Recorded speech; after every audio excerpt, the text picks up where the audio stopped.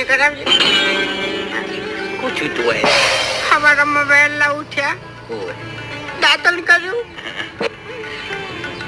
જતા રહ્યા ના તો ચા પીધો, અંદર જ નાસ્તો કર્યો, ઓહ, પછી જતા રહ્યા ના પછી ખેતરમાં ગયા,